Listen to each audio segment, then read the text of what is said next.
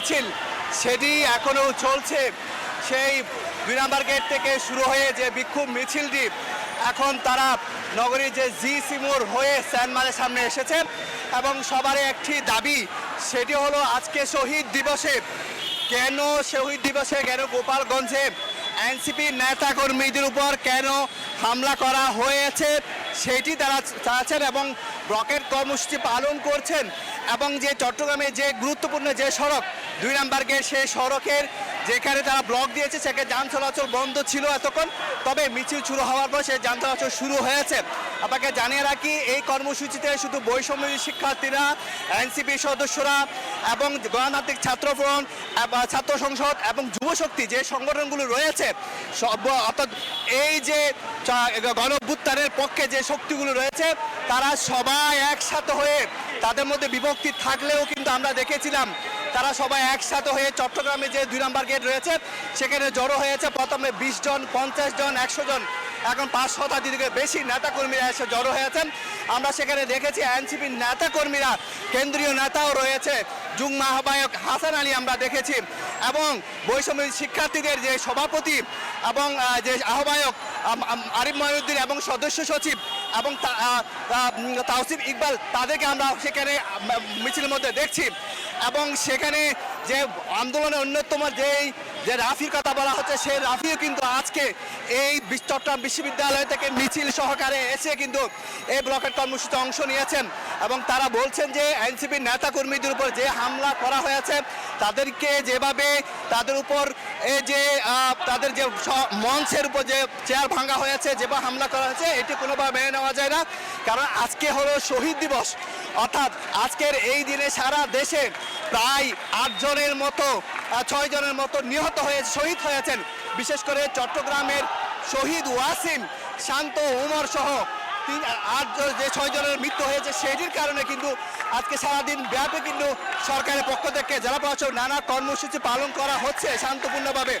কিন্তু যে এনসিপির পক্ষ থেকে কিন্তু জুলাই পদযাত্রায় যে গোপালগঞ্জে গিয়ে যে হামলার শিকার হলো, এটি তারা কোনোভাবে মেনে নিচ্ছেন না এবং এটিকে তারা অশুভ শক্তি হিসাবে দেখছেন, যার প্রতিবাদে কিন্তু তারা খুবই ফেটে পড়ছেন এবং সবাই কাঁধে কাঁধ মিলিয়ে তাদের মধ্যে বিভিন্ন বিভক্তি থাকলেও কিন্তু বৈষম্য শিক্ষার্থীদের মধ্যে, এনসিপির মধ্যে, গণতান্ত্রিক ছাত্রফ্রন্টের, তারা আজকের এই বিষয় নিয়ে একই কাতারে এসেছেন এবং তারা বলছেন যে আসলে 36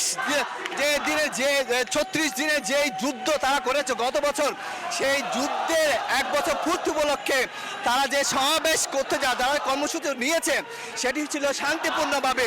কিন্তু যারা এই বিপ্লবকে যারা বিশ্বাস করেনি, যারা এই বিপ্লবকে ধারণ করেনি, যারা বিপ্লবকে অস্বীকার করেছে, তারাই কিন্তু আজকের এই দিনে এরকম একটি অনাকাঙ্ক্ষিত ঘটনা ঘটিয়েছে যা তারা কোনোভাবে মেনে নিতে পারছেন না এবং তারা অন্তর্বর্তী সরকারের বিভিন্ন বিষয় নিয়ে কথা বলছেন।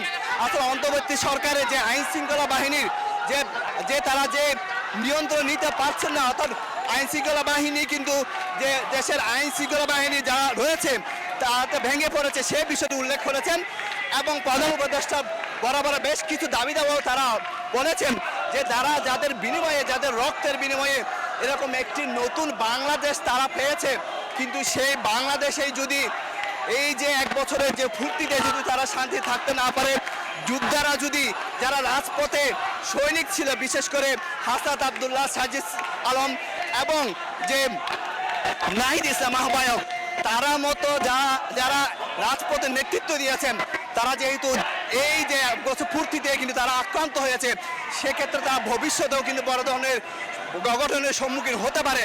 সেই জন্য তারা এই অন্তর্বর্তী সরকারের প্রতি আহ্বান জানিয়েছেন যে আইন শৃঙ্খলা বাহিনীর যেটা আর জোরদার করা হয়, নিরাপত্তা জোরদার করা হয়। তারা বলছেন যে আসলে যারা এরকম কেন্দ্রীয় নেতাদের উপর যেভাবে হামলা করা হয়েছে সেটি তারা এটাকে মেনে নিতে পারছেন না।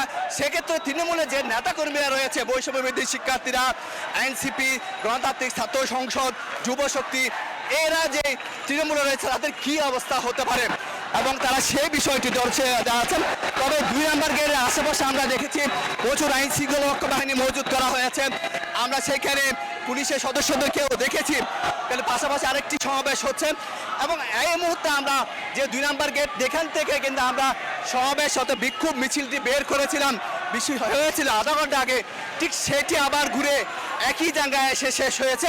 হয়তো এখানে তারা রাস্তায় আবারও বসে তারা কিন্তু আবারও কর্মসূচি পালন করবে। তো সব কিছু মিলিয়ে যেটি বলা যায়, এই যে তাদের যে এনসিপি নেতাকর্মীদের উপর যে হামলা হয়েছে, সেই হামলার প্রতিবাদে কিন্তু এই যে মিছিল, এই বিক্ষোভ মিছিল করা হয়েছে, সেটিকে তারা আবার তো সব কিছু মিলিয়ে যেটি বলা যায় প্রায় 1 ঘন্টা ধরে এই বিক্ষোভ মিছিলটি চলছে। 1 ঘন্টা ধরে বিক্ষোভ মিছিলের পর যেখান থেকে শুরু হয়েছে সেখানে এসে শেষ হয়েছে, এবং তাদের একটা দাবি আইন শৃঙ্খলা পরিস্থিতি অবশ্যই উন্নতি করতে হবে। এই ছিল আমার কাছে সর্বশেষ তথ্য।